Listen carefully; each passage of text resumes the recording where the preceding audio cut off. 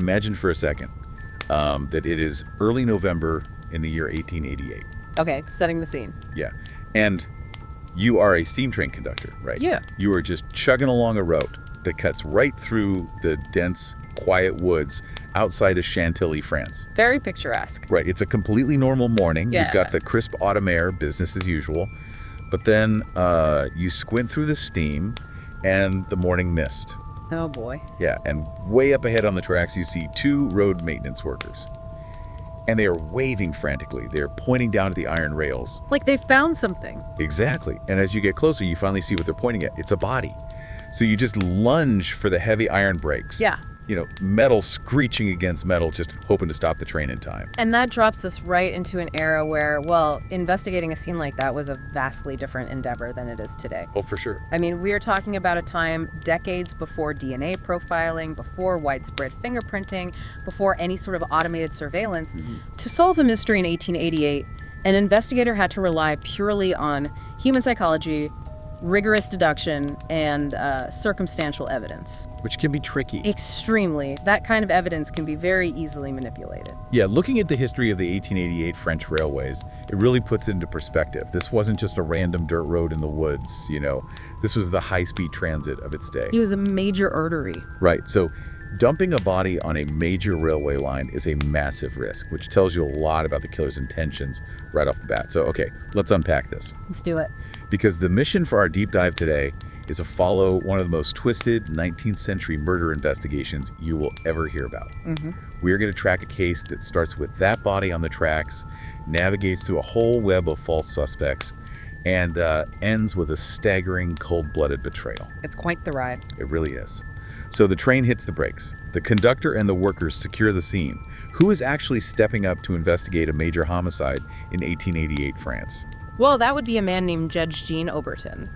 And to understand how this case unfolds, we really have to look at the French legal framework of the time, Okay. which used the inquisitorial system. Right, which is different from what a lot of us are used to. Exactly. In countries like the US or the UK, police investigate a crime and then present their findings to a judge. But in 19th century France, a magistrate, specifically a juge d'instruction, or investigating judge, essentially functioned as the lead detective. So they're not just sitting in a courtroom. No, not at all. They didn't just sit behind a bench waiting for a trial. Judge Oberton was the one traveling out to the muddy tracks, collecting evidence in the woods, and directly interrogating suspects. He was the absolute authority on the ground. Okay, so Judge Oberton makes his way down this small hill to the tracks to examine the victim. And what he finds is just incredibly gruesome, but also deeply confusing. What did he see? Well, the victim is clearly a man, blonde hair, and he is dressed remarkably well. He's wearing this very high-quality three-piece suit. Out in the muddy woods. Right. But the injuries are just horrific. Yeah. His head is nearly severed from his body. Good grief. Yeah, many of his teeth are broken. There is a massive deep gash on his left foot near the ankle. And his face is completely unrecognizably mangled. Just destroyed. And, you know, the immediate assumption from the local police was that the man was either hit by an earlier train or perhaps he jumped from the narrow stone bridge that passed directly over the tracks. Like it was a suicide. Exactly, intending to take his own life. But hold on, I'm stuck on the face and the nature of these wounds. If you were going to push someone in front of a train, or if they jump, why are there localized deep gashes? I mean, wouldn't a train just obliterate the person and make it look like a pure accident? It's like setting up a stage play to look like an accident, but overdoing the props. You know? That's a great way to put it. So how did Judge Oberton look at that scene and immediately rule out a suicide or a simple train strike? Well, it came down to reading the physical language of the wounds. Oberton looked closely at the victim's destroyed face and realized the pattern just didn't align with the physics of a train impact. Because of the type of trauma. Right. A train carriage causes massive blunt force trauma. It crushes. But these were long, distinct, multi-directional gashes. They looked precisely like strikes from a sharp, heavy weapon. Oh, wow. Specifically, a hatchet. The killer wanted to guarantee the victim was dead and completely unidentifiable before the train even arrived. Plus, the timeline didn't fit a train strike at all. That railroad line got a ton of traffic. If he had been hit by a train during the night, he would have been run over multiple times by morning. Right, there wouldn't be much left. Exactly. And the workers had actually found more evidence up above on the bridge. which completely shattered the suicide theory. Yeah, up on that narrow stone bridge, they found a man's hat sitting near the railing. And all around that hat, on the stone pavement, were massive, dark splatters of blood. So it was a whole secondary scene. Yes. Oberton synthesized the scene right then and there. The victim didn't jump. He was ambushed up on the bridge, brutally attacked with a hatchet, and then his killer tossed the body over the railing onto the tracks below. To dispose of the evidence. Exactly. And to let the next train mask the hatchet wounds. Okay, so Oberton has a definitive homicide on his hands, but a victim with no face.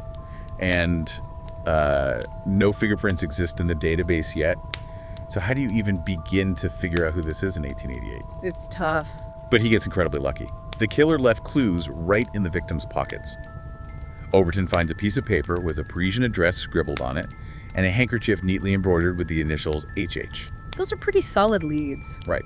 Those two physical clues point directly to a name. Hippolyte Hoyos, a 45-year-old Belgian immigrant. And once you have a name, the investigation shifts from forensics to psychology. You have a life, a history, and a family that needs to be notified. The human element. Exactly. And learning about the victim's circumstances often reveals the motive. And Hippolyte's backstory is honestly pretty tragic on the surface. He grew up on a farm in Belgium, had a really tough youth, even had some minor trouble with the law. A bit of a rough start. Yeah, but he moved to France a decade prior and really seemed to turn it around. He met his wife, Alonsine, and landed this incredibly steady, well-paying job managing a farm for a wealthy French nobleman. But unfortunately, that stability had just shattered. Hippolyte knew agriculture inside and out, sure, but he was apparently incredibly strict, perhaps overbearing with the farmhands he managed. Like a micromanager. Yeah, and they deeply resented him. They complained to the nobleman, and when Hippolyte's contract was up for renewal just a month prior, the nobleman refused to sign it. Hippolyte was fired. Losing his income and his housing in one stroke. Exactly. Which means his entire idyllic life falls apart.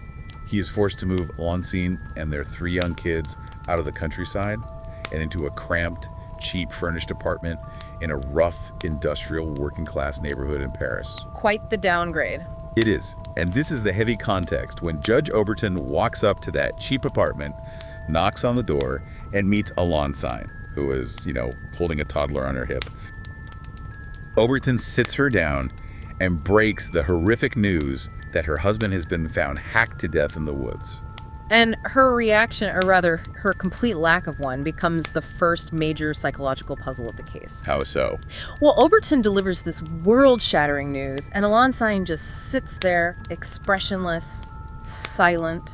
I find this wild. Wait, if the police show up at your door and tell you that the father of your children was just brutally murdered, you would be absolutely devastated, right? You'd think so. You would scream, you would cry, you would demand answers, but she gives him absolutely nothing.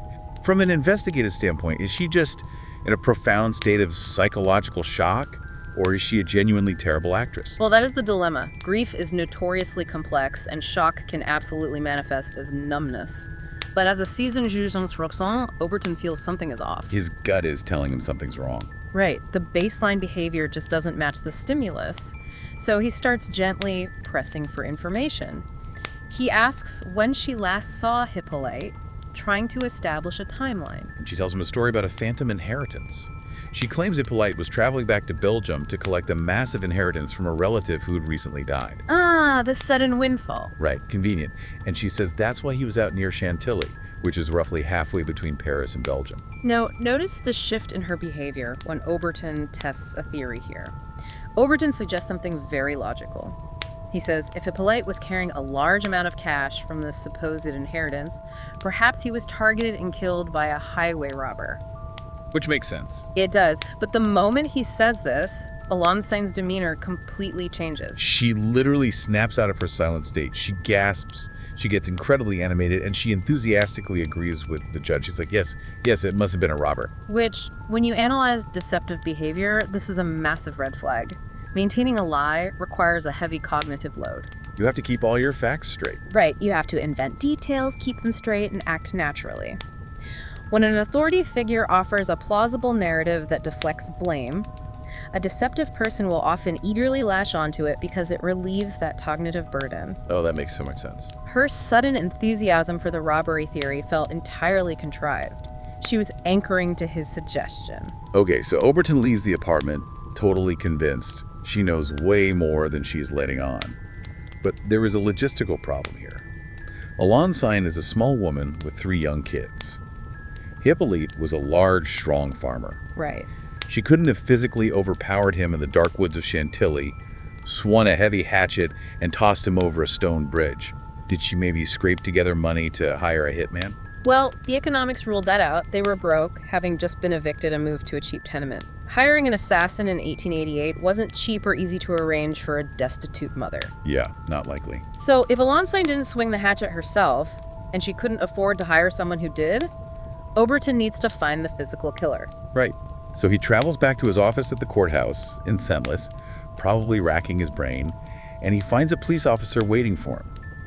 The officer says, "You know that murder you're investigating? We have a prime suspect sitting in a holding cell right next door." Just hand it to him on a silver platter. And the suspect is a drifter named Etienne Boulle. Okay. And the circumstances of his arrest look incredibly damning. Beyond damning. The local police were out near the crime scene collecting evidence in the woods, and they spot Etienne sitting nearby. The second he sees the cops, he sprints away. Always a bad look. Yeah. They chase him down, tackle him, and find that his pants and jacket are covered in blood. And in his pocket, they find a bloody handkerchief. This raises an important question about the reality of forensics in 1888. Today, you would swab the jacket, run a DNA test, and know within days if the blood belonged to Hippolyte. Case closed. Exactly. But Oberton didn't have DNA. He didn't even have reliable field tests to prove the blood on the jacket was human and not animal blood from a butcher shop. He only had Etienne sitting in a cell claiming he had been hit by a cart the night before and stubbornly refusing to provide an alibi. Because Etienne thinks he's in trouble for something entirely different. Right. Finally, after Oberton leans on him and makes it clear he is going down for a gruesome murder, Etienne confesses his actual secret. He spent the night sleeping at a local inn, but he fled in the morning without paying his bill. A dine and dash. Basically, he ran from the police in the woods because he thought they were arresting him for petty theft, and the blood really was from a minor cart accident. It is the ultimate case of being in the wrong place at the worst possible time. But how do you verify that in the 19th century? Oberton had to dispatch horse-mounted gendarmes to the inn. He's riding out there. Yeah, they had to interview the innkeeper and manually check handwritten guest ledgers. But the legwork pays off. The innkeeper confirms the story. The alibi holds, Etienne is cleared, and the investigation stalls out completely for a week. Until Oberton gets a tip about another missing person. He learns that one of Hippolyte's acquaintances, a 52-year-old Belgian farmer named Louis Baron, has been missing since the exact night of the murder. And when we look at Louis Baron, we suddenly find everything that was missing with the drifter. We find a deep personal connection to the victim, and more importantly, a powerful motive. Yeah, because the tension between these two guys was intense. Remember how Hippolyte was fired from the farm for being too strict? Yes. Well, he had actually gotten Louis a job at that same farm. So when the nobleman fired Hippolyte, he fired Louis too. Louis was furious. He blamed Hippolyte for ruining his livelihood. So Oberton goes to the cheap hotel where Louis had been staying in Paris to interview the manager. The manager confirms that Louis left on November 2nd, the night of the murder, and hasn't been back. Just vanished. Right. The manager also provides crucial behavioral evidence. Louis frequently had heated, near-violent arguments in the lobby with a blonde, middle-aged man. The man who perfectly matches the description of Hippolyte Hoyos. The manager even says he had to physically break them up on multiple occasions. So Oberton pieces together a very solid working theory here. Let's hear it. Louis is a desperate, unemployed, angry farmhand. He finds out Hippolyte is traveling alone to collect a massive cash inheritance in Belgium. Louis follows him, lures him into the woods, hacks him to death, takes the cash, and flees the country. It is a perfectly elegant theory. It explains the violence, the missing money, and Louis' sudden disappearance. Everything fits. Law enforcement across France and Belgium mobilize based on this narrative. They send telegraphs to neighboring districts, they search Louis' hometown, they scour the ports. They are looking everywhere for Louis Baron, the murderer. But they find absolutely nothing. Meanwhile, the inheritance story is also completely falling apart. Oberton checks the records in Belgium. There is no dead relative, there is no inheritance. Another dead end? It was a total lie fabricated by Alonsine. So the case is hitting a massive brick wall. And then a well-dressed man knocks on Judge Oberton's office door. And this visitor completely shatters the entire foundation of the investigation. Here's where it gets really interesting. The man at the door is not a witness from the woods. He is the president of a life insurance company. And the information he brings is explosive. He tells Judge Oberton that just 2 months prior, Hippolyte Hoyos had been aggressively shopping around for a massive life insurance policy. Oh, wow. A policy that would pay out a fortune to his wife, Alonsine, in the event of his death. Wait, if someone is aggressively trying to buy a huge life insurance policy out of nowhere, wouldn't the companies flag that? How did he even get the policy? Well, in the 1880s, the life insurance industry was booming, but the infrastructure for vetting applicants was highly localized. So no big network. Exactly. There were no centralized digital databases sharing fraud alerts.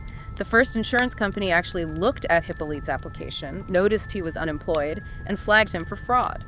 They rejected him. Good for them. But Hippolyte simply walked down the street to a second company. They didn't have the first company's notes. They took the bait and underwrote the policy. And right after the ink dries, Hippolyte conveniently turns up brutally murdered on a train track. Okay, putting the pieces together, the body on the tracks, is not Hippolyte Hoyos. No, the dead man is Louis Baron. Let's rewind back to the night of November 2nd, because the mechanics of this betrayal are chilling. Hippolyte and Alonsine realize they are broke, but if Hippolyte dies, they get a fortune. The problem is, Hippolyte doesn't actually want to die. He needs a stand-in. So he selects his so-called friend, Louis. They share similar physical characteristics. They are both middle-aged, blonde, Belgian men. But to make the illusion work, Hippolyte has to orchestrate the entire evening with terrifying precision. Right. He needs Louis to literally step into his shoes. So how did he actually orchestrate this that night? I mean, does he just invite him for a walk? It was much more calculated than that. Hippolyte pays for Louis's hotel room to keep him close and complacent. He tells Louis that despite their arguments, he has set up a brand new job interview for him in the town of Senlis. Baiting the trap. Yes.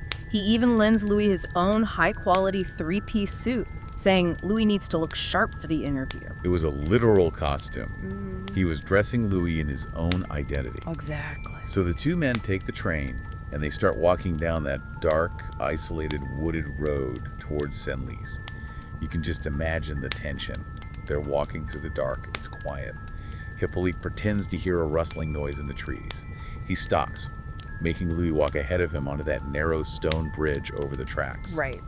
And while Louis has his back turned, stepping into the darkness, Hippolyte reaches into his jacket, pulls out a hatchet, and strikes his friend repeatedly in the back of the head until he collapses.